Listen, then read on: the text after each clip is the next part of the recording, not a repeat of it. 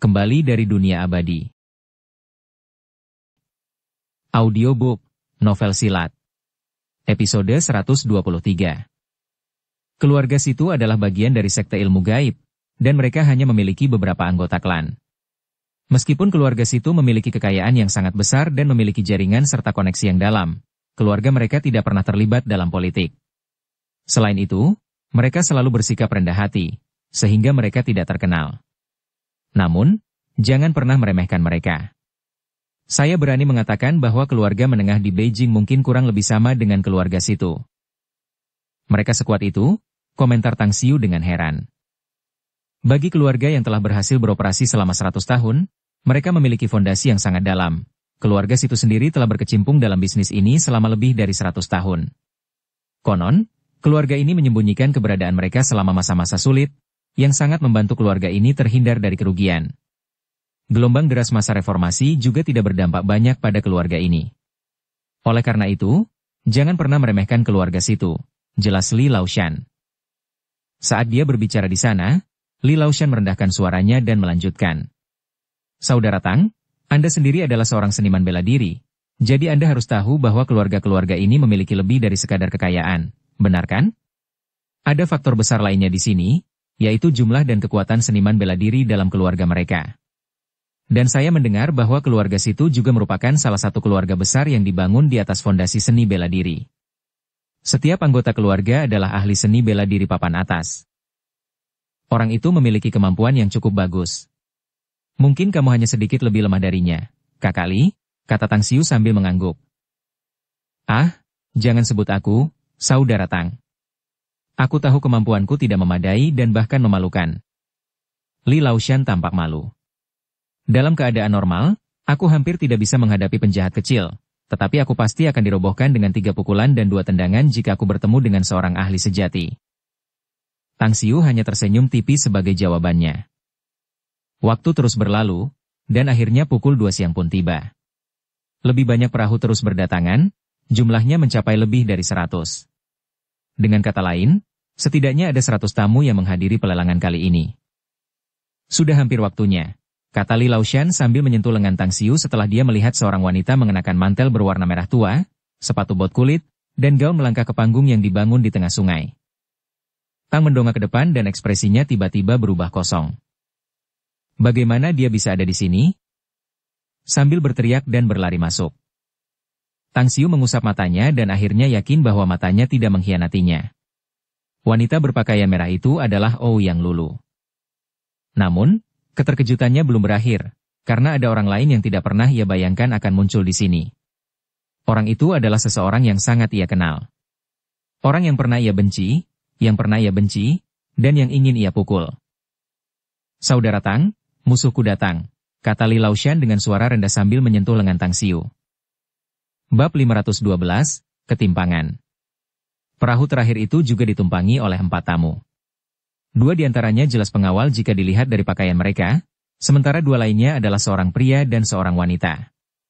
Pria itu berkepala pelontos dengan rantai emas berkilau di lehernya dan wajahnya yang montok tersenyum tipis, sementara wanita itu anggun dan cantik, mengenakan gaun profesional. Tatapan mata Tang Xiu hanya tertuju sesaat pada pria setengah baya yang botak itu, lalu pandangannya beralih pada wanita itu. Dia memiliki hubungan yang dalam dengan wanita itu. Wang Daoyuan, pemilik konstruksi bangunan tinggi Beijing. Li Laoshan menyipitkan matanya dan menatap ke arah rombongan yang mendekat, lalu dia menyentuh lengan Tang Xiu dan berbisik. Tang Xiu tidak peduli siapa pria itu. Yang dia pedulikan adalah mengapa Su Yaning muncul di samping Wang Daoyuan, dan bahkan mengenakan pakaian profesional. Saat perahu mendekat, Wang Daoyuan lalu mengambil kotak cerutu dari dadanya dan mengeluarkan 2 cerutu dari dalamnya. Tepat saat kedua perahu hanya berjarak 2 meter, dia melemparkan satu ke Li Laoshan dan menjepit yang lain di mulutnya sambil melirik Su Yaning. Namun, dia mengerutkan kening, karena sekretaris mudanya bahkan tidak melihatnya, dan malah menatap pemuda di sebelah Li Laoshan. Itu dia? Wajah Wang Daoyuan berkelebat, karena ia dapat dengan cepat mengenali siapa Tang Xiu. Ia segera mengeluarkan cerutu lain dan menyerahkannya kepada Tang Xiu, sambil berkata, Saudara Li, saya tidak pernah menyangka Anda mengenal Dr. Ilahi Tang. Saya mungkin orang yang kasar, tetapi nama terhormat Dr. Ilahi Tang bagaikan guntur di telinga saya. Meskipun mengulurkan tangannya untuk menerima cerutu, Tang Xiu hanya mengangguk pelan kepada Wang Daoyuan sebagai tanggapan. Saat pandangannya jatuh pada Su Yaning, dia kemudian berkata dengan nada acuh tak acuh. Jika kamu sudah cukup melakukan hal-hal gila di luar, sekarang enyahlah dan pulanglah. Aku telah menyimpan kunci rumahmu di Star City untukmu. Kebencian terpancar di mata Su Yaning saat dia berteriak dengan marah. Keluarga Sukami tidak perlu dikasihani olehmu. Pemenang selalu menjadi raja dan yang kalah akan menjadi bandit. Rumah itu milikmu, bukan milik kami. Kau masih tahu kalau marga musuh, ya? Kalau begitu, jangan lupa dengan leluhurmu.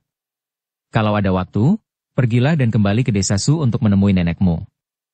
Akhir-akhir ini, Xiang Fei bersikap sangat baik, setidaknya sekarang dia mengerti apa arti bakti kepada orang tua. Tang Xiu mendengus dingin dan menjawab. Apakah aku mengerti atau tidak apa arti bakti kepada orang tua? Itu bukan urusanmu. Su Yaning menegur dengan marah. Tang Xiu mendesah dalam hati sambil menoleh ke arah Li Laoshan dan Wang Daoyuan, yang menatap mereka dengan ekspresi aneh. Kemudian, ia berbicara kepada kedua pria itu dengan ringan.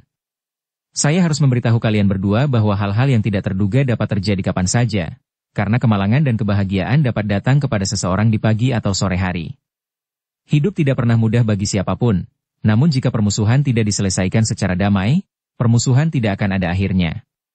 Tidak masalah jika kalian berdua akan mendapatkan apa yang kalian inginkan hari ini, saya harap kalian berdua akan hidup damai bersama nanti. Ketika pelelangan ini selesai, saya mengundang kalian berdua untuk makan malam. Saya harap kalian berdua menerimanya. Li Laoshan langsung menyadari alasan mengapa Tang Xiu mengucapkan kata-kata ini. Mungkin karena tumpukan produk baja itu. Dia mengangguk pelan dan melirik Wang Daoyuan. Wang Daoyuan menyipitkan matanya dan berkata sambil tersenyum. Karena tabib suci Tang sendiri yang berbicara, tentu saja aku tidak akan menolak. Namun, sebagai ular lokal di Beijing, akulah yang harus menjadi tuan rumah malam ini. Tidak, jamuan makan malam ini harus ditanggung olehku, karena ini dapat dianggap sebagai bantuanku untuk menyelesaikan beberapa konflik kecil, sebagai permulaan. Kau bisa tenang saja. Sebagai anggota keluarga Tang, aku masih mampu membayar makanan. Anggota keluarga Tang? Wang Daoyuan tercengang. Pupil matanya langsung berkedip saat tubuhnya yang bulat tegak dalam sekejap, lalu tersenyum dan menjawab. Karena ini adalah hadiah dari saudara Tang, aku pasti akan membawakan nektar dewa yang baru saja kudapatkan dengan susah payah. Sedikit tawa terlihat di wajah Li Laoshan saat dia berkata. Saudara Daoyuan, karena saudara Tang harus mentraktir kita, seharusnya dia juga yang mentraktir kita nektar dewa. Lagi pula, berapapun botol yang kau miliki, kau tidak akan bisa mengalahkannya. Terkejut, Wang Daoyuan berkata. Apakah saudara Tang bisa mendapatkan nektar dewa melalui jaringan dan relasinya? Su Yaning saat ini sedang duduk di sebelah Wang Daoyuan dengan mata yang dipenuhi amarah. Namun saat mendengar itu, dia berbisik kepadanya. Bos, dia adalah pemilik Magnificent Tang Corporation. Apa? Ekspresi Wang Daoyuan berubah, saat dia menatap Tang Xiu dengan tidak percaya. Dengan kemampuan pendengarannya yang tajam, Tang Xiu tentu saja dapat mendengar kata-kata Su Yaning dengan mudah, sambil terkekeh dan berkata dengan ringan. Ya, benar. Saya adalah bos Magnificent Tang Corporation. Terkejut, Wang Daoyuan menatapnya dengan tatapan dalam lalu mendesah. Orang-orang berbakat akan menggantikan yang lama, dan karakter-karakter hebat seperti itu selalu muncul di setiap dekade. Saudara Tang masih sangat muda, tetapi Anda sudah memiliki bisnis yang cemerlang. Itu sama sekali tidak mudah. Baiklah, saya harus menebalkan wajah saya untuk minum dengan saudara Tang malam ini. Selain itu, kiriman baja milik saudara Li juga akan dikembalikan kepadanya besok pagi. Senyum tipis adalah satu-satunya respon Tang Xiu kepadanya. Adapun Li Laoshan, ia menangkupkan tinjunya dan berkata sambil tersenyum. Saudara Wang, kita berada di bidang bisnis yang sama, jadi saya berharap kita bisa lebih dekat dan memiliki lebih banyak kerjasama di kemudian hari. Tentu saja, kata Wang Daoyuan sambil tersenyum. Setelah berkata demikian, dia menoleh menatap Su Yaning sambil diam-diam merenungkan hubungan apa yang dimiliki sekretaris mudanya dengan Tang Xiu. Secerdas apapun dia, Tang Xiu mampu menebak apa yang ada dalam pikiran Wang Daoyuan dari ekspresinya. Dia kemudian tersenyum tipis dan berkata, Kakak Wang, karena sepupuku yang naif dan tidak berperasaan bekerja di perusahaanmu, Aku harap kamu akan menjaganya dengan baik. Kamu tidak perlu peduli dengan wajahku nanti jika dia tidak bekerja dengan baik dan kamu harus memecatnya. Selain itu, aku sudah memiliki beberapa pengaturan untuknya nanti. Urus saja urusanmu sendiri. Su Yaning melotot marah ke arah Tang Xiu. Terkejut, pikiran Wang Daoyuan berputar. Wajahnya langsung dipenuhi senyum saat dia menangkupkan tinjunya dan berkata, "Tenang saja, Saudara Tang. Aku pasti akan memperlakukannya dengan baik selama dia bekerja di perusahaanku." Awalnya, Wang Daoyuan cukup tertarik pada sekretaris mudanya yang cukup cakap dan pekerja keras ini, dan juga berencana untuk menidurinya setelah beberapa waktu. Namun hari ini, setelah mengetahui hubungannya dengan Tang Xiu, ia langsung mengurungkan niatnya. Jika Tang Xiu hanyalah seorang dokter ajaib di rumah sakit medis Tiongkok Star City, atau bahkan hanya seorang bos Magnificent Tang Corporation, ia tidak akan takut. Namun, identitas lain Tang Xiu sebagai seseorang dari keluarga Tang Beijing adalah sesuatu yang tidak akan pernah berani ia provokasi. Adapun Su Yaning, dia mengalihkan pandangannya ke Wang Daoyuan dan menatap Tang Xiu lagi sambil merasa agak getir di dalam hatinya. Awalnya, dia berpikir bahwa dia pasti akan bisa mendapatkan gaji yang besar dari perusahaan, konstruksi gedung tinggi, di masa depan karena ketekunan dan kemampuannya baru-baru ini, sehingga memperoleh karir yang bagus. Bahkan jika dia meninggalkan grup konstruksi gedung tinggi, di masa depan, dia akan mengumpulkan banyak modal untuk mendapatkan kembali kejayaan masa lalu keluarga Sunya. Pada saat itu, dia akan memiliki dasar dan modal yang kuat untuk berdiri di hadapan Tang Xiu, untuk membuatnya mengerti bahwa dia tidak dapat menindas keluarganya dengan mudah. Dia akan berdiri di hadapannya, membuatnya menyesali apa yang telah dia lakukan kepada orang tuanya. Namun, saat ini, dia menyadari bahwa dia sama sekali bukan eksistensi yang setara dengan Tang Xiu. Bahkan jika dia berusaha sekuat tenaga dan bekerja keras sampai mati, itu adalah pencapaian yang hampir mustahil untuk dicapainya. Lagi pula, bahkan bosnya, yang sangat bangga, hampir menyanjung Tang Xiu tentang penampilannya. Sikap itu terlalu rendah hati. Ini tidak akan berhasil. Aku tidak boleh menyerah. Su Yaning mengepalkan tangannya dan menatap dingin ke arah Tang Xiu sebelum dia mengalihkan pandangannya. Pada saat ini, di panggung yang dibangun di tengah sungai, Ouyang Lulu memegang sebaris palet di belakangnya sebagai wanita cantik lalu mengangguk padanya. Kemudian, dia mengambil mikrofon, melihat sekeliling dan berkata dengan senyum berseri-seri. "Hadirin sekalian, selamat datang dan terima kasih telah berpartisipasi dalam lelang modal ke-181. Merupakan suatu kehormatan bagi saya untuk diundang oleh keluarga Situ untuk menjadi tuan rumah lelang hari ini. Ngomong-ngomong, saya Ouyang Lulu, seorang tokoh masyarakat dari Pulau Jianmen. Waktunya sudah tepat untuk memulai lelang ini. Saya tahu bahwa setiap orang yang datang ke sini hari ini, masing-masing dari kalian adalah tokoh yang dihormati dengan ketenaran dan prestise. Jadi saya tidak akan membuang-buang waktu kalian yang berharga. Saya harap kalian semua dapat membeli apa yang kalian inginkan dalam lelang ini. Jadi, tanpa basa-basi lagi, saya sekarang mengumumkan bahwa lelang modal ke-181 dimulai sekarang. Barang pertama yang akan dilelang hari ini adalah segel Gyo Kekaisaran Kaisar Qin. Segel kekaisaran ini adalah tanda yang melambangkan otoritas tertinggi selama periode dinasti Qin, sekaligus barang berharga yang sebanding dengan harta nasional Tiongkok. Harga dasar akan menjadi 100 juta, dan tawaran untuk menaikkannya setidaknya 1 juta. Dan sekarang, mari kita mulai penawarannya. Tepat saat suara Ouyang Lulu berakhir, orang-orang di ratusan perahu tampak terkejut. Mereka tidak pernah menyangka bahwa barang pertama yang akan dilelang adalah segel Gyo Kekaisaran milik Kaisar Qin, yang juga merupakan harta nasional. Perlu dicatat bahwa barang pertama yang dilelang dalam lelang umum biasanya adalah barang yang layak, dan harga tertinggi biasanya diberikan pada 3 barang terakhir atau bahkan yang terakhir. Mungkinkah ada barang yang lebih berharga daripada segel Gyo Kekaisaran Kaisar Qin? 101 juta. 102 juta. 105 juta. Memang, para tamu yang memenuhi syarat untuk berpartisipasi dalam lelang modal ini semuanya adalah tokoh-tokoh besar yang memiliki identitas dan kekayaan. Tang Xiu mendengar dari Li Laoshan bahwa orang-orang yang memiliki kualifikasi untuk menghadiri tindakan ini harus direkomendasikan oleh setidaknya 2 orang yang telah berpartisipasi dalam pelelangan sebelumnya. Bahkan para pelamar harus memiliki kekayaan melebihi 1 miliar yuan, dan masing-masing dari mereka hanya dapat membawa 3 orang untuk menemani mereka. Karena alasan ini, pelelangan segel Gyo Kekaisaran Kaisar Qin menyebabkan banyak orang meliriknya, membuat harga segel Gyo Kekaisaran Kaisar Qin terus meningkat. Tang Xiu menggelengkan kepalanya. dia tidak begitu tertarik dengan segel giok kekaisaran milik Kaisar Qin. Tujuan kunjungannya ke pelelangan ini adalah untuk membantu Li Laoshan dan Wang Daoyuan menyelesaikan konflik mereka, dan pada saat yang sama, melindungi pedang Yu Chang milik Li Laoshan dari perampokan. Meskipun demikian, ada sesuatu yang masih ingin dipahami Tang Xiu. Apa yang istimewa dari segel giok kekaisaran Kaisar Qin hingga mengira harga dasarnya ditetapkan sebesar 100 juta yuan? Pandangannya kemudian beralih ke bagian belakang. Dan ketika dia melihat segel yang terbuat dari perunggu, dia tidak dapat menahan diri untuk berseru dalam hati tentang betapa anehnya pikiran manusia. Meskipun manusia cenderung mengumpulkan barang-barang baik saat dunia sedang kacau atau makmur, namun barang-barang tersebut tidak akan dapat membantu mereka. Tetapi membelinya seperti mempertaruhkan 1000 keping emas dalam sekali lempar benar-benar aneh, karena itu sama saja seperti membuang uang. Hah? Tang Xiu tiba-tiba mengerutkan kening saat dia merasakan aura spiritual langit dan bumi secara tiba-tiba.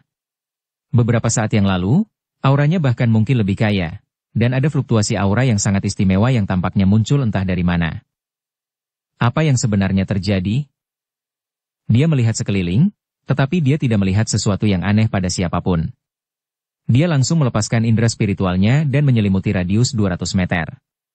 Setelah 2 detik berlalu, Tang Xiu mengamati ki spiritual langit dan bumi yang melayang perlahan-lahan naik ke arah segel giok kekaisaran Kaisar Qin di depan Ouyang Lulu. Ternyata itu adalah penyebab fluktuasi itu. Segel giok kekaisaran ini abadi, kata Tang Xiu. Tang Xiu ragu-ragu sejenak. Kemudian, dia langsung menutupi segel giok kekaisaran Kaisar Qin dengan indera spiritualnya dan mencoba untuk perlahan-lahan menembus bagian dalamnya. Bab 513, Kekuatan Takdir dan Nasib. Segel giok kekaisaran Kaisar Qin diletakkan di atas meja di depan Ouyang Lulu. Segel yang terbuat dari perunggu berkualitas itu seolah-olah tidak terkikis oleh waktu, dan tampak cemerlang dan bersih. Saat indera spiritualnya merasuk ke dalamnya, sebuah ruang dimensi muncul dalam kehampaan saat aliran air langsung melahap indera spiritual Tang Xiu. Engah. Tang Xiu, yang sedang duduk di atas perahu sambil memeriksa segel giok kekaisaran Kaisar Qin dengan indera spiritualnya, tiba-tiba pupil matanya mengerut. Ia menyemburkan seteguk darah dan kulitnya menjadi pucat pasi. Di sampingnya, Li Laoshan melihat penampilan Tang Xiu, raut wajahnya berubah drastis. Ia buru-buru meraih lengan Tang Xiu untuk menopangnya dan bertanya cepat. Kakak Tang, kau baik-baik saja? Dengan mata yang menatap tajam ke arah segel giok kekaisaran, Tang Xiu seolah tidak dapat mendengar Li Laoshan. Saat ini, gelombang badai sedang mengamuk di dalam hatinya. Tidak pernah sekalipun ia menduga bahwa ruang hampa benar-benar telah terbentuk di dalam segel giok kekaisaran Kaisar Qin, terlebih lagi bahwa sejumlah besar kekuatan takdir dan takdir berada di sana. Kekuatan takdir dan nasib adalah eksistensi yang sangat misterius, karena bersifat halus, tak kasat mata, dan tak kasat mata. Namun, ia memengaruhi segala sesuatu di alam semesta, kapanpun dan dimanapun. Baik makhluk hidup maupun benda. Setiap orang memiliki kekuatan takdir dan nasib. Mereka yang beruntung akan memiliki kekuatan yang lebih kuat, dan mereka yang dirundung kemalangan akan memiliki kekuatan yang lebih sedikit. Setiap negara juga memiliki kekuatan takdir dan nasib di dalam dirinya. Negara yang makmur memiliki kekuatan takdir dan nasib yang kuat, sedangkan negara yang lemah akan memiliki kekuatan takdir dan nasib yang rusak atau lemah. Kekuatan takdir dan nasib merupakan bagian dari dao surgawi atau perwujudan kehendak Tuhan, yang memengaruhi jalan berbagai hal. Penuh dengan kekuatan ini akan memastikan keberuntungan dan pertanda baik, sehingga kekuatan akan meluap ke seluruh negeri, memperkuat dan membuatnya makmur. Selama berada di dunia abadi, Tang Xiu telah mengunjungi begitu banyak negara dan benua yang tak terhitung jumlahnya, dan mengalami banyak sekali dinasti yang bangkit dan runtuh, yang selama itu ia memperoleh banyak harta karun dari mereka. Namun, ia belum pernah melihat atau mendengar benda apapun yang dapat mengandung kekuatan takdir dan takdir. Bahkan, ia tidak pernah sekalipun memikirkan tentang wahyu sepihak dari alam dewa, yang mengatakan bahwa kekuatan takdir dan takdir dapat membentuk bentuk yang terlihat seperti air yang mengalir setiap kali mencapai tingkat tertentu. Tidak terbatas dan tidak terukur. Besarnya kekuatan takdir dan nasib ini setara dengan lautan. Seberapa dahsyat kekuatan takdir dan nasib ini hingga bisa membentuk bentuk seperti itu? Hati Tang Xiu terguncang oleh penemuan yang mengejutkan ini, dan sulit untuk menenangkan dirinya. Pada saat ini, matanya terasa panas saat dia menatap segel giok kekaisaran. Dia harus mendapatkannya. Dia harus mendapatkannya berapapun biayanya. Dia pernah menerima wahyu dari alam dewa, jadi dia sangat menyadari betapa berharganya kekuatan takdir dan takdir ini. Bahkan di alam dewa, objek ini adalah sesuatu yang diimpikan oleh banyak dewa. Tang Xiu harus mendapatkannya meskipun tidak menyadari efek apa yang bisa ditimbulkannya. 280 juta. 300 juta. 310 juta. Harganya terus naik, dan setidaknya selusin tokoh hebat yang tertarik terus menawar. Namun, dia masih sangat berhati-hati dalam menaikkan tawaran meskipun memiliki banyak dana yang dapat dia gunakan sesuka hati. Namun, harganya tampaknya tidak naik terlalu tinggi sama sekali. 1 miliar. Tang Xiu menerima tanda penawaran Li Laoshan dan berteriak dengan suara yang dalam. Suara mendesing. Di atas lebih dari 100 perahu kecil, berbagai tokoh kaya dan berkuasa mengalihkan pandangan mereka ke Tang Xiu. Sebagian besar dari mereka dapat mengenalinya sebagai Tang Xiu, dokter muda dari Rumah Sakit Medis Tiongkok Star City. Oleh karena itu, terlepas dari apakah penawaran Tang Xiu terlalu tinggi atau tidak, sebagian besar dari mereka tidak ingin menyinggung Tang Xiu, sang tabib muda ilahi, sehingga 90% penawar pun menghilang. Namun, di anjungan di tengah sungai, Ouyang Lulu tiba-tiba merasa gembira setelah mendengar tawaran 1 miliar. Namun, dia merasa suara itu sangat familiar, sehingga membangkitkan rasa ingin tahunya. Setelah mengikuti arah pandangan semua orang, ketidakpercayaan langsung memenuhi matanya. Bagaimana mungkin? Tang Xiu? Dia mengucek matanya untuk memastikan matanya tidak berkhianat. Sesaat kemudian senyuman cemerlang segera menutupi wajahnya yang cantik dan tanpa cacat. 1,1 miliar. 1,2 miliar. 1,201 miliar. Penawaran hanya berhenti selama 10 detik sebelum dimulai lagi. Namun, jumlah penawar berkurang hingga 80%, sehingga hanya tersisa 4 orang yang masih berkompetisi. 2 miliar. Tang Xiu sekali lagi mengangkat tangannya dan memanggil. Suara mendesing.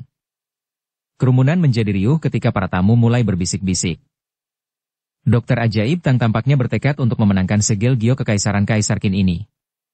Dia berani menawar 2 miliar untuk itu. Apakah dia benar-benar punya banyak uang di usianya yang masih muda? Dokter Dewa Tang dan Li Laoshan bersama? Mungkinkah Li Laoshan mencoba membantu Tang Xiu? Namun, biayanya terlalu mahal. Dan apakah dia bersedia menghabiskan 2 miliar untuknya? Mungkinkah orang terdekat Li Laoshan sakit atau semacamnya? Ya ampun. Itu kesepakatan yang keterlaluan. Kupikir segel Gio Kekaisaran Kaisar Qin akan dijual paling banyak seharga 1,8 miliar. Aku tidak menyangka Tang Xiu benar-benar akan menaikkan harganya dengan sangat gila. Tentunya dia tidak bergandengan tangan dengan keluarga situ. Aarg, lupakan saja. Tang Xiu adalah seorang dokter ilahi. Siapa yang tidak pernah punya anggota keluarga yang sakit? Jika kita membuatnya kesal sekarang, dia mungkin menolak untuk membantu kita nanti. Menurutku itu tidak sepadan dengan harganya. Ah, lupakan saja. Lupakan saja. Tak seorang pun mulai menawar lagi di tengah-tengah celoteh yang ramai. Di panggung, Ouyang Lulu mengambil mikrofon dan berkata dengan senyum berseri-seri. Semuanya, aku benar-benar tidak menyangka bahwa hari ini, kekasih Ouyang Lulu benar-benar akan datang ke sini. Dia bahkan dengan berani menghabiskan sejumlah besar uang hanya untuk membeli segel Gio Kekaisaran Kaisar Qin. Namun, aku percaya visinya, jadi segel Gio Kekaisaran Kaisar Qin ini benar-benar benda yang hebat. Apakah ada di antara kalian yang masih ingin bersaing dengan kekasihku? Jika tidak, maka aku ingin mengucapkan terima kasih kepada semua orang karena telah membantu menghemat uang keluarga. Tepat saat suaranya mereda, semua orang tertawa terbahak-bahak. Banyak yang mengejek Lulu dengan keras. Namun, Lulu tidak gentar dan terus menangkupkan tinjunya ke arah semua orang, sambil berulang kali menganggukkan kepalanya sebagai tanda terima kasih. Tang Xiu hanya bisa tersenyum kecut karena dia bingung apakah harus menangis atau tertawa saat melihat wajah Lulu yang tersenyum serta semua keributan di sekitarnya. Dia sudah menyadari karakternya yang seperti kuda liar, serta kepribadiannya yang berapi-api dan tidak terkendali. Tapi sekarang, ini sama saja dengan menyentuh titik lemahnya. Tawa Li Laoshan sangat keras.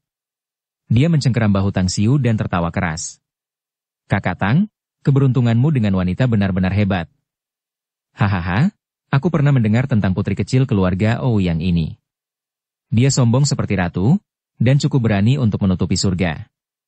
Namun, aku tidak pernah menyangka dia begitu berani dan terus terang. Berani mengumumkan perselingkuhanmu di depan umum. Kau benar-benar beruntung, sobat. Senyum juga mengembang di sudut mulut Wang Daoyuan saat dia berkata. Ya. Keberuntunganmu dengan wanita benar-benar hebat, Saudara Tang. Aku tidak pernah menyangka kau akan bertemu pacarmu di sini. Bagaimanapun, saat kalian berdua menikah nanti, kakak tuamu ini pasti akan memberikan hadiah pernikahan yang luar biasa. Dua kakak tua, bisakah kalian tidak mendengarkan omong kosong lulu? Kami hanya berteman. Hubungan kami hanyalah teman. Tidak tahu malu. Su Yaning memutar matanya ke arah Tang Xiu sambil berbisik. Meskipun Tang Xiu dapat mendengarnya, dia tidak ingin mengatakan yang sebenarnya. Setelah mengambil keputusan dan berpura-pura tidak mendengarnya, dia menatap Lulu dan berkata dengan keras. Cepatlah, tidak ada orang lain yang bisa bersaing denganku. Cepat umumkan bahwa segel Gio Kekaisaran Kaisar Qin adalah milikku. Ouyang Lulu mengambil mikrofon dan berkata sambil tersenyum lembut. Sepertinya Tang Xiu dari keluargaku tidak tahan menunggu. Karena tidak ada yang ingin bersaing dengannya, maka segel Gio Kekaisaran Kaisar Qin ini milik keluarga kita. Namun, karena kita belum menikah dan aku belum mendapatkan otoritas keuangan untuk menangani dana tersebut, maka aku hanya bisa meminta staf untuk meminta pembayaran darinya. Selanjutnya, kami akan melelang barang kedua. Tawa mengiringi dimulainya pelelangan barang kedua. Kemudian, belasan barang dilelang secara berurutan.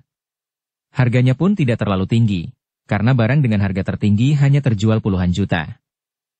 Di bawah panggung, Tang Xiu juga menuntaskan transaksi bisnis dengan seorang anggota keluarga situ yang datang dengan perahu dayung. Setelah mentransfer uang melalui perbankan daring, ia kemudian memperoleh segel Gio Kekaisaran Kaisar Qin. Saudara Tang, aku tahu bahwa segel Gio Kekaisaran Kaisar Qin ini memang merupakan harta karun yang diwariskan turun-temurun, tetapi apakah sepadan bagimu untuk menghabiskan 2 miliar? Kata Li Laoshan, yang datang untuk melihat segel Gio Kekaisaran di tangan Tang Xiu. Hal-hal yang aku sukai tidak ternilai harganya. Karena aku sudah menyukainya, aku tidak peduli berapapun harganya, kata Tang Xiu sambil tersenyum tipis. Mengungkapkan persetujuannya, Li Laoshan mendesah memuji. Itulah yang saya suka darimu. Betapa benarnya kebijaksanaan kuno itu. Sesuatu yang disukai oleh seseorang, bahkan 1000 emas tidak akan pernah bisa membelinya, karena itu tak ternilai harganya. Wang Daoyuan juga mengangguk berulang kali dan menyatakan persetujuannya. Benar sekali. Hidup berarti hidup, dan terserah kita untuk membumbui hidup kita sendiri dengan cara yang bebas dan santai. Beli saja apapun yang kamu suka sekaligus, dan urusi urusanmu dalam hidup dan teruslah maju dengan bahagia.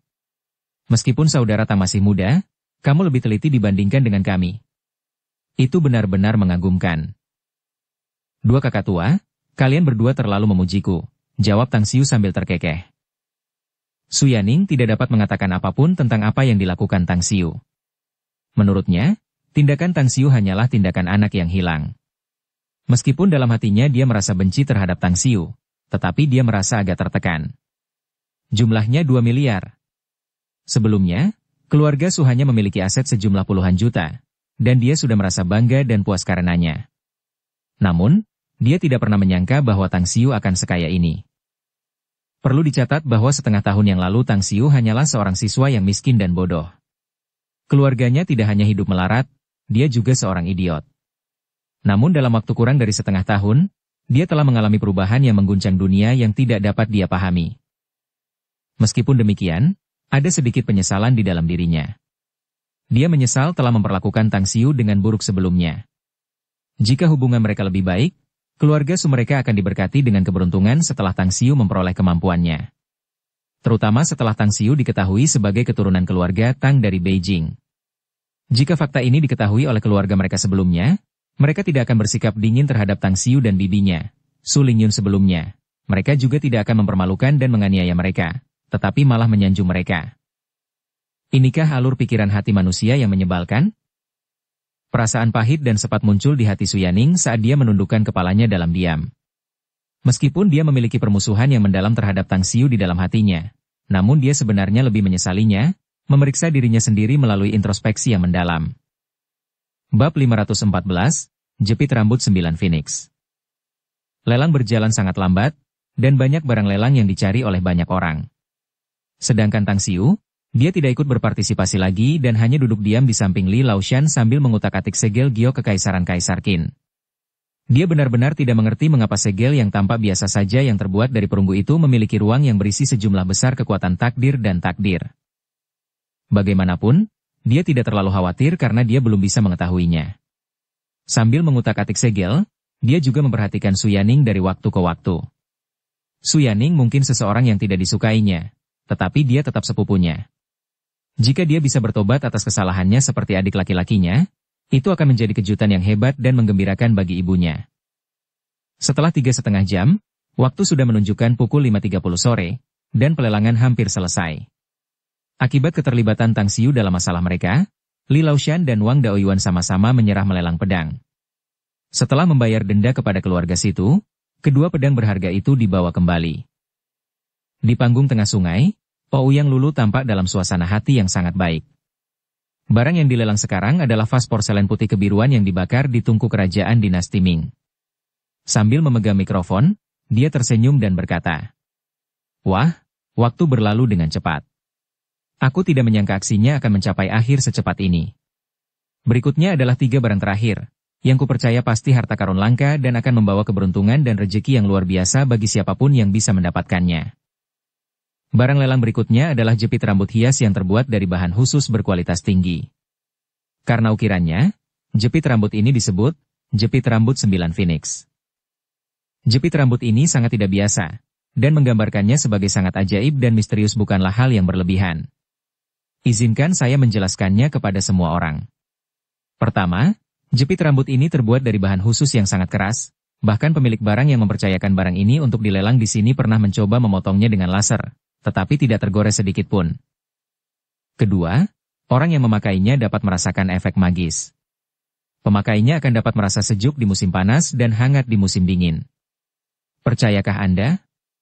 Itu hanyalah jepit rambut hias, tetapi dapat membuat pemakainya merasa sejuk di musim panas yang terik, dan merasa sangat hangat dan nyaman di tengah musim dingin yang dingin.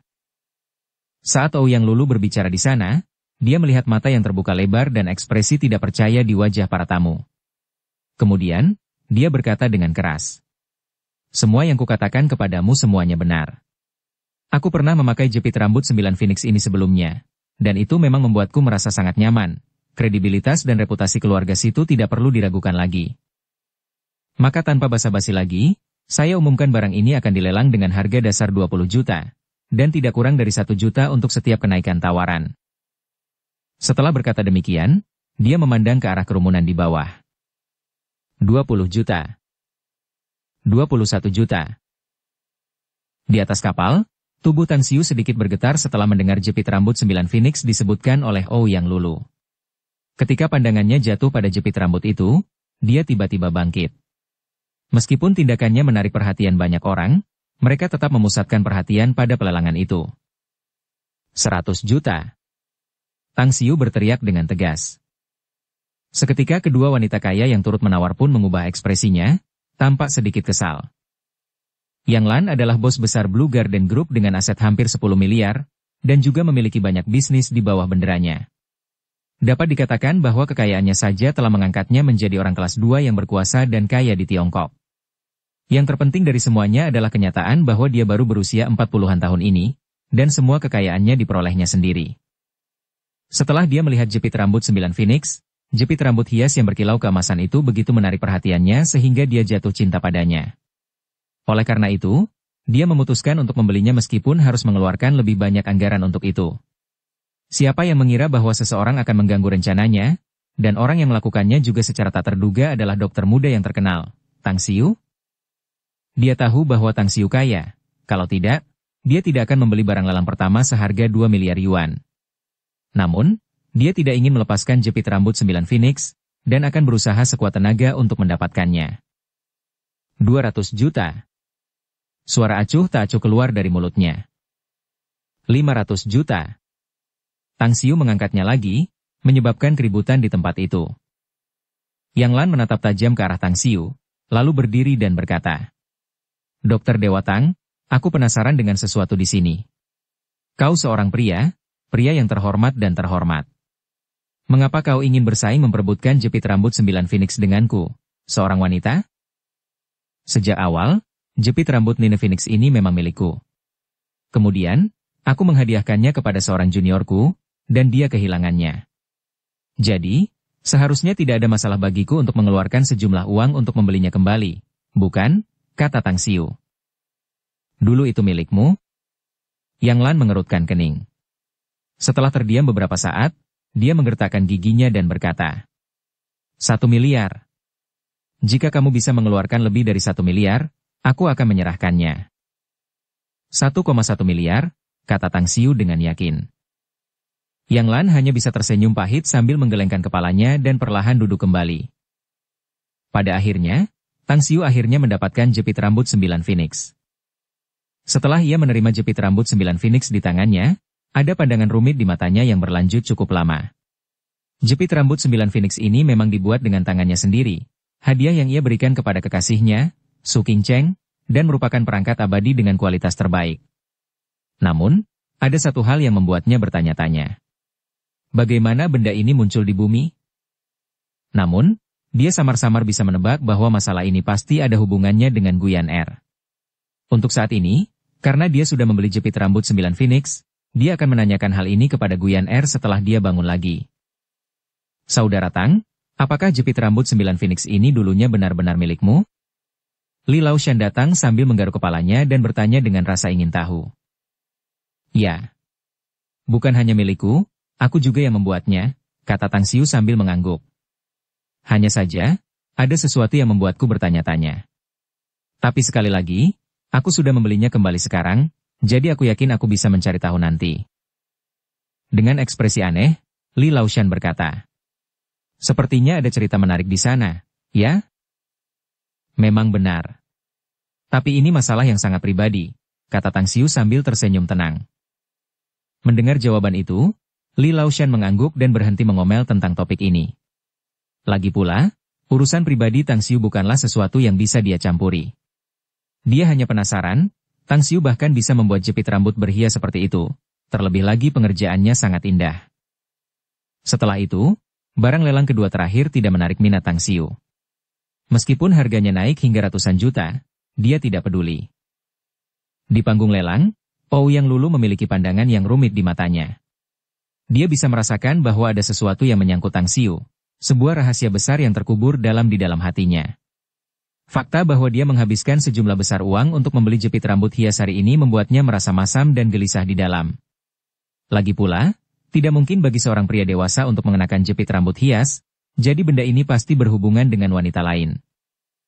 Barang lelang terakhir adalah alat pencari naga. Orang yang bertanggung jawab atas lelang tidak mengizinkan saya menjelaskan lebih lanjut tentang barang ini.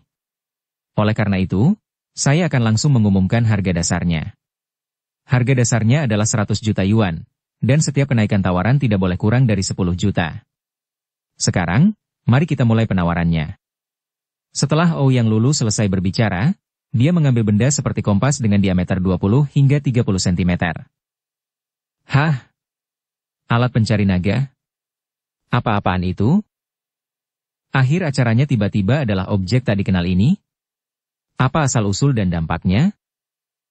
Apa yang dilakukan keluarga situ? Apakah benda ini lebih berharga daripada segel Gio Kekaisaran Kaisar Qin? Ini konyol. Di antara ratusan orang kaya yang hadir, sebagian besar dari mereka mempermasalahkan hal ini. Namun, di antara ratusan perahu kecil, ada 20 hingga 30 orang tua yang berdiri tegak setelah alat pencari naga diumumkan. Meskipun perahu bergoyang dari sisi ke sisi, sosok orang tua itu mampu berdiri tegak. Mata mereka membara saat mereka menatap alat pencari naga. Sebuah alat sihir kecil? Tang Xiu mengernitkan alisnya, dan merasa itu agak tidak disengaja. Itu karena dia hampir tidak melihat perangkat ajaib apapun setelah kembali ke bumi. Melalui persepsinya, dia menemukan bahwa instrumen ini dibuat untuk tujuan mencari dan menjelajahi gua naga, dan jelas merupakan harta yang sangat berharga bagi mereka yang terlibat dalam Feng Shui. 200 juta. 300 juta. 500 juta.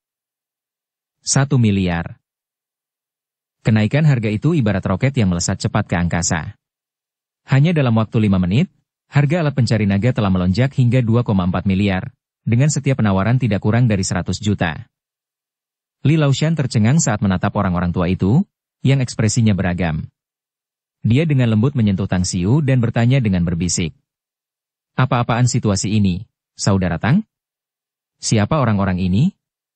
Saya perhatikan sebelumnya bahwa banyak dari mereka tidak ikut serta dalam lelang, tetapi sekarang mereka bertingkah seolah-olah wajah mereka disiram saus pedas. Memikirkan bahwa mereka menghabiskan begitu banyak uang membuat saya merinding. Apa sebenarnya yang terjadi di sini? Ini adalah alat pencari naga. Alat ini digunakan untuk mencari urat nadi spiritual, tempat-tempat yang memiliki kekuatan gaib atau spiritual, dan juga dapat digunakan untuk menemukan dan menjelajahi makam kuno dengan sangat mudah. Bagi mereka yang menggeluti Feng Shui, benda ini adalah harta yang sangat berharga. Begitu berharganya sehingga hampir sebanding dengan kehidupan dan keberuntungan mereka sendiri. Maksudmu, mereka adalah Master Feng Shui? Tanya Li Laoshan dengan terkejut.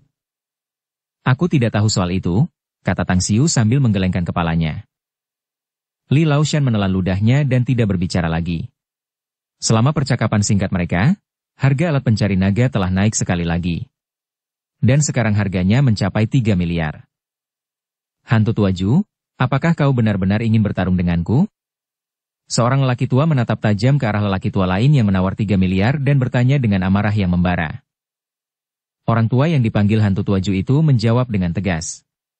Lebih baik aku bangkrut dan kehilangan segalanya demi alat pencari naga ini. Bagus, bagus sekali. Anggap saja ini kemenanganmu.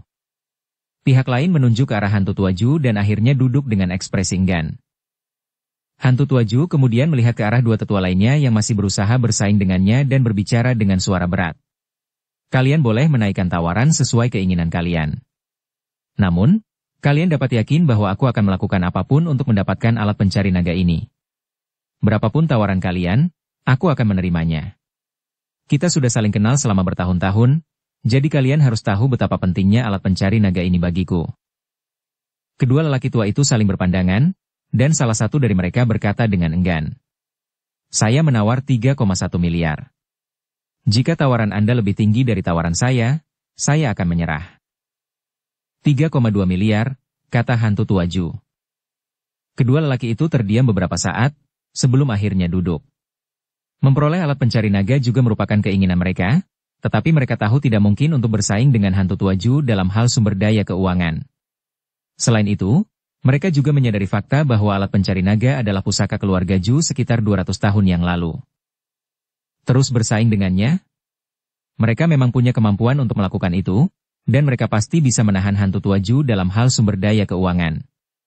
Namun, mereka sangat sadar bahwa begitu mereka melakukannya, perseteruan akan tercipta dan mereka akan menjadi musuh bebuyutan dengan hantu Tuaju, serta diincar oleh semua orang dari keluarga Ju. Bab 515, Berpengalaman dan berpandangan jauh. Penawaran untuk barang terakhir, alat pencari naga, sangat ketat, dan harganya terus naik hingga akhirnya dibeli oleh lelaki Tuaju dengan harga setinggi langit, yakni 3,2 miliar yuan. Dengan demikian, sesi lelang modal ini secara resmi berakhir. Tang Xiu tidak berpartisipasi dalam penawaran untuk alat pencari naga. Dia dapat memiliki sebanyak mungkin perangkat sihir tingkat rendah yang dia inginkan, jadi tidak perlu mengeluarkan banyak uang untuk membelinya. Dia bahkan yakin bahwa dia dapat membuat perangkat sihir tingkat rendah seperti itu ketika kultivasinya meningkat lebih jauh. Munculnya alat pencari naga juga membuatnya melihat peluang bisnis. Dia menghitung dalam hati, jika perangkat sihir tingkat rendah seperti itu dapat dijual dengan harga setinggi langit 3,2 miliar, bagaimana jika dia memurnikan lusinan perangkat sihir tingkat rendah seperti itu dan melelangnya? Adapun Li Laoshan, dia meremas bahu Tang Xiu dan berkata sambil tersenyum. Saudara Tang, pelelangan sudah selesai, ayo kita pergi. Selain itu, aku tidak begitu tertarik menghadiri jamuan makan malam yang diadakan oleh keluarga situ. Apa yang dikatakan Saudara Li benar. Setelah setiap pelelangan berakhir, keluarga situ biasanya mengadakan pesta perjamuan untuk menghibur para tamu. Namun, hanya sedikit pengusaha murni yang menghadiri acara seperti itu. Mereka yang hadir semuanya adalah orang-orang tua dari sekte ilmu gaib. Orang-orang eksentrik dari sekte ilmu gaib? Ekspresi Tang Xiu berubah saat dia tiba-tiba berkata, "Dua kakak tua, aku baru saja membeli 2 barang di sini, dan hampir menghabiskan semua uangku. Karena mereka akan mentraktir kita malam ini, itu membantuku menghemat sedikit uang. Bagaimana kalau aku memanfaatkan kesempatan ini untuk mentraktir kalian makan malam? Tentu saja, aku juga membawa nektar dewa. Itu ada di bagasi mobilku. Ada 2 kotak di sana, dan kita akan minum 1 kotak malam ini, sementara kakak Wang bisa membawa yang satunya pulang. Ekspresi Wang Daoyuan berubah saat dia tersenyum dan berkata, nektar dewa adalah hadiah paling berharga yang bisa diterima seseorang saat ini. Sepertinya aku benar-benar mendapat untung besar hari ini. Terima kasih banyak, Saudara Tang. Kalau begitu, mari kita tinggal untuk menghadiri pesta perjamuan malam ini. Karena kalian ingin tinggal, aku juga tidak keberatan. Li Laoshan mengangkat bahu dan berkata sambil tersenyum. Bagaimanapun, Saudara Wang, meskipun kita memang pernah mengalami beberapa konflik sebelumnya, itu tidak terlalu memengaruhi kita, dan tidak ada kerugian juga. Tanpa bertukar sesuatu, rasanya kita tidak bisa saling mengenal dengan baik, bukan? Jadi, kita akan minum-minum malam ini. Baiklah. Aku akan menemanimu, kata Wang Daoyuan sambil tertawa keras. Sebuah perahu kecil melewati selat sempit di antara sungai-sungai. Itu adalah Ouyang Lulu dengan pakaian merahnya. Dia berdiri di haluan dengan wajah penuh harapan. Setelah perahunya mendekati perahu Tang Xiu, dia melangkah ke haluan dan melompat langsung ke sisi Tang Xiu. Tidak perlu meragukan visi Ouyang Lulu. Jika harus dijelaskan dengan kata-kata, hanya ada 1 kata yang tepat untuk menggambarkannya. Hebat. Sayang, aku baru menyadari bahwa kamu adalah seseorang dengan kekuatan luar biasa, karena bayanganmu telah berada di balik berbagai peristiwa besar, kata Ouyang Lulu, sambil tersenyum, sambil dengan cekatan menggenggam lengan Tang Xiu. Tidak bisakah kau membanggakan dirimu sendiri? Tang Xiu menggelengkan kepalanya dan terkekeh. Bersikaplah serius dan ceritakan sesuatu kepadaku, ya? Bagaimana kau bisa berakhir di Beijing kali ini? Menjadi tuan rumah dan juru lelang untuk lelang yang diselenggarakan oleh keluarga situ juga. Itu berarti Ouyang Lulu memiliki kemampuan luar biasa, dengan kekuatan supernatural dan kekuatan sihir tak terbatas, sehingga memperoleh ketenaran di seluruh negeri. Itu tidak benar. Aku harus dikenal oleh semua orang di seluruh dunia. Oleh karena itu, pemimpin keluarga situ yang berwawasan dan bijaksana memohon agar aku menjadi tuan rumah dan juru lelang, kata Ouyang Lulu dengan gembira. Apakah kamu ingin aku mengabaikanmu jika kamu terus bersikap narsis? Gerutu Tang Xiu. Jangan. Ouyang Lulu buru-buru melambaikan tangannya dan berkata sambil tersenyum lembut. Bah, kamu sama sekali tidak punya selera humor. Bagaimanapun, kepala keluarga situ Boyang, adalah ayah angkat ibuku, jadi dia bisa dianggap sebagai kakekku juga. Selain itu, Paradise Manor milikku sudah dibuka untuk bisnis di Shanghai, jadi aku tidak perlu khawatir tentang pengelolaannya juga. Itulah alasanku datang ke Beijing. Tang Xiu langsung mengerti dan bertanya sambil tersenyum. Lalu, kapan kamu akan kembali ke Shanghai? Besok aku pulang lebih awal. Benar juga. Kapan kamu juga pulang? Aku ingat besok sekolah dimulai, kan? Baiklah, aku akan mentraktirmu makan malam dengan meminjam jamuan makan pihak lain karena aku akan naik pesawatmu kembali ke Shanghai. Itu tidak akan menjadi masalah untukmu, kan? Kata Tang Xiu sambil tersenyum. Setelah melirik Li Laoshan, Wang Daoyuan, dan Su Yaning, Ouyang Lulu mengangguk dan berkata, tidak masalah sama sekali. Tapi kalian harus menunggu sebentar. Aku harus memberitahu kakekku terlebih dahulu, baru setelah itu kita bisa pergi. Kemana kamu pergi? Tanya Tang Xiu. Hah? Bukankah kita akan makan malam atau semacamnya? Tanya Ouyang Lulu balik. Tentang itu, kami tinggal di sini dan menghadiri pesta perjamuan keluarga situ, kata Tang Xiu sambil terkekeh. Ouyang Lulu menatap kosong, sebelum dia langsung berkata dengan ekspresi gembira. Itu akan hebat. Aku akan memperkenalkan kakek kita kepadamu nanti. Dia sudah mengenalmu, dan sangat memujimu. Tang Xiu tertawa dan menangis setelah mendengarkannya. Hei, Lulu, tidak bisakah kamu selalu mengatakan kami, kita, atau kata kami? Itu kakekmu, tapi aku tidak punya hubungan apapun dengannya. Semuanya sama saja, semuanya sama saja. Ouyang Lulu melambaikan tangannya dengan senyum penuh warna di wajahnya. Dia segera mendesak para kru untuk mendayung ke tepi pantai. Dia bahkan dengan berani melingkarkan tangannya di pinggang Tang Xiu tanpa sedikit pun rasa malu, menaiki mobilnya dan bergegas ke hotel yang telah disiapkan oleh keluarga situ untuk jamuan makan malam. Adapun Li Laoshan, ia menyerahkan pedang Yuchang kepada pengawalnya dan menyuruh mereka pergi. Wang Daoyuan juga melakukan hal yang sama. Setelah ia memberikan pedang kuno itu kepada pengawalnya, ia membawa Su Yaning bersamanya untuk menaiki mobil Li Laoshan dan bergegas ke hotel. Awalnya, Su Yaning tidak ingin menghadiri jamuan makan, tetapi Wang Daoyuan sudah mengetahui bahwa ia adalah sepupu Tang Xiu. Jadi, untuk bisa akur dengan Tang Xiu, ia menggunakan bujukan dan ancaman hingga akhirnya Su Yaning berkompromi. Di sebuah hotel internasional di Beijing. Pesta perjamuan yang diselenggarakan oleh keluarga Situ diadakan di ruang dansa lantai 28. Banyak tamu yang menghadiri pelelangan sudah datang.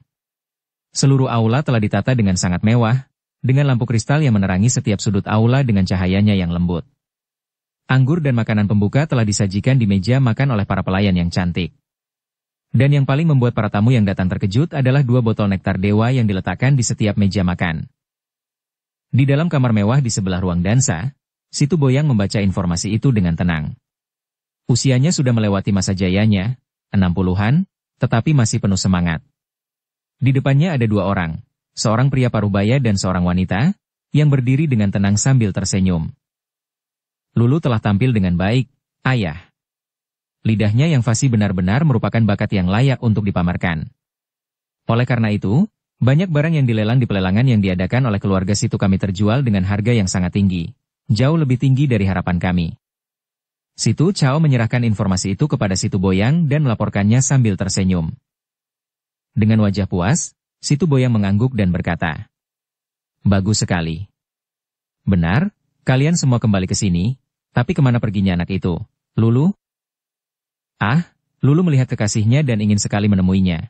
Jadi dia langsung menemuinya setelah pelelangan selesai," jawab Situ Chao sambil tersenyum paksa. "Tang Xiu?" Ekspresi Situ Boyang berubah. "Apakah tabib Dewa Muda Tang Xiu juga ikut serta dalam pelelangan itu?" "Ya. Dia membeli 2 barang dengan total nilai 3,1 miliar yuan," kata Situ Chao sambil mengangguk. "2 barang? Jangan bilang kalau itu barang lelang pertama, segel Gio Kekaisaran Kaisar Qin dan jepit rambut 9 Phoenix? Jika kedua barang ini ditotal, totalnya 3,1 miliar yuan, kata Situ Boyang dengan heran. "Benar sekali, dia membeli kedua barang itu," kata Situ Chao sambil tersenyum. Situ Boyang mengangguk dan berkata sambil tersenyum. "Ngomong-ngomong, aku bertemu Paman Ouyang di Pulau Jingmen beberapa hari yang lalu. Dan aku mendengar banyak hal tentang Tang Xiu darinya. Dia pemuda yang sangat hebat. Dia memang sangat mengagumkan. Terutama perusahaan yang didirikannya, Magnificent Tang Corporation. Dilihat dari tren perkembangannya, sungguh patut dikagumi dan menarik perhatian. Lebih jauh lagi, dia bahkan seorang dokter yang melakukan keajaiban, sungguh di luar dugaanku." Gadis itu, Lulu, selalu menatap ke atas, dan jika Tang Xiu ini tidak cukup mengagumkan, kurasa tidak akan mudah membuatnya terkesan seperti ini. Situ Boyang mengangguk. "Nanti kalau kamu ketemu dengan Tang Xiu, kalau memang dia memang sebaik itu, dekati dia." "Tapi ayah, identitasnya adalah..." Situ Chao ragu-ragu. "Aku tahu dia berasal dari keluarga Tang, yang berarti identitasnya sangat sensitif. Namun karena keluarga kita juga harus bertahan hidup di Beijing, mau tidak mau kita harus lebih dekat dengan beberapa keluarga. Keluarga Tang mungkin telah menurun dalam beberapa tahun terakhir, namun seekor unta kurus masih lebih besar dari seekor kuda. Begitu seorang junior yang luar biasa muncul di antara keturunan keluarga Tang, aku yakin tidak akan mustahil bagi mereka untuk bangkit kembali ke masa kejayaan mereka. Dibandingkan dengan keluarga Tang, keluarga Yao terlalu kuat. Jadi, meskipun kita mencoba untuk lebih dekat dengan mereka, aku khawatir." "Baiklah, lupakan saja. Lakukan saja apa yang aku katakan." Untuk beberapa saat, Situ Chao terdiam sebelum dia berkata perlahan. "Ayah, apakah Anda berencana untuk terlibat dalam pertikaian politik dengan semua kekuatan domestik di negara ini?" "Tidak, kami tidak akan ikut campur," kata Situ Boyang enteng. "Lalu, apa yang kamu maksud tadi adalah?" lanjut Situ Chao dengan ragu. "Ouyang Lulu adalah cucu perempuanku.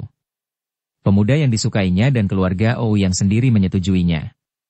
Jadi, mengapa kita harus menolaknya hanya untuk menghindari kecurigaan dari orang lain? Belum lagi Tang Xiu masih memiliki identitas lain sebagai dokter ilahi. Jika kita sengaja menjaga jarak, maka kitalah yang mendapat masalah di sini." Mengerti? Sebagai orang yang cerdas, Situ Cao langsung mengerti apa yang dimaksud ayahnya. Meskipun keluarga Situ ingin lebih dekat dengan keluarga Tang, hal itu dapat dimengerti dan dibenarkan. Bagaimanapun, ada hubungan antara Ouyang Lulu dan Tang Xiu, serta identitas lain Tang Xiu sebagai dokter ilahi. Bahkan jika semakin dekat dengannya berarti banyak pihak akan merasa kesal dengan mereka. Apa masalahnya dengan itu? Setelah memikirkannya, Situ Cao mengangguk dan berkata, "Saya mengerti apa yang harus dilakukan, Ayah." Di ruang perjamuan, setelah Tang Xiu, Li Laoshan, Wang Daoyuan, dan Ouyang Lulu tiba, mereka langsung menarik perhatian banyak orang yang datang untuk menyambut mereka. Meskipun Li Laoshan dan Wang Daoyuan bukan orang biasa, namun semua orang di sana memiliki status yang luar biasa. Mereka datang untuk menyambut mereka terutama karena Tang Xiu. Meskipun banyak dari mereka telah mengetahui bahwa Tang Xiu adalah keturunan keluarga Tang Beijing, yang lebih dipedulikan orang-orang adalah identitas Tang Xiu sebagai seorang tabib ilahi. Lagi pula, ketika seseorang masih hidup, siapa yang dapat menjamin bahwa ia akan selalu sehat? Oleh karena itu, berkenalan dengan seorang tabib ilahi hanya mendatangkan manfaat dan tidak ada salahnya.